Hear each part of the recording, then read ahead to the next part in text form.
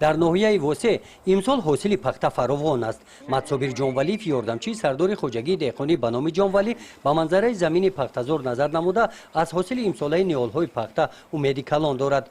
او با اظهار قناعتمندی میگوید که این طرز حاصل بندی نیال‌های پخته را 10 سال اخیر ندیده است. با وجود سال گرمسال آمدن وزمین سال کوشش کردیم که حاصل درست به دست بیاریم.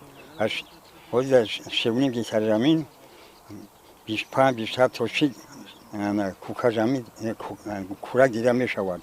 ما باوری داریم که این سال ممکن 35 بالاتر این حاصل جمع آوریم. اهل زحمت این خوجگی اهمیت این محصولات را درک نموده با وجود مشکل‌ها همه ساله از حاصل آن درآمد خوب به دست می‌آورند.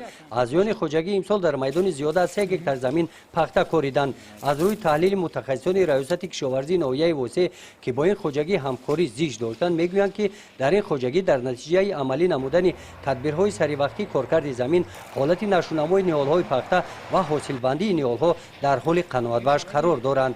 در یک بوته نهال ها حساب کرده دیدیم و 40-50 کورک در یک نهال هست داره. همین زمین میتونه 30-35 سانتی متر به دست آورده بتونه. آزاد 30-35 سانتی متر میتونه.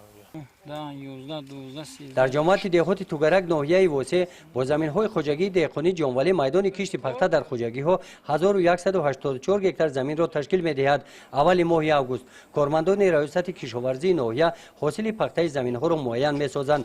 این قسم زمین سریع وقت با آب پالایزی و غذا تامین کرده شده است.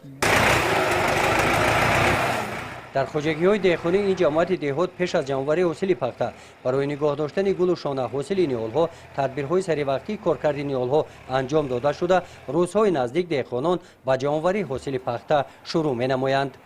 گزارش خواجه نظریف خدای نظر ظهورов از ناحیه وسه برای برنامه اطلاعاتی نوید.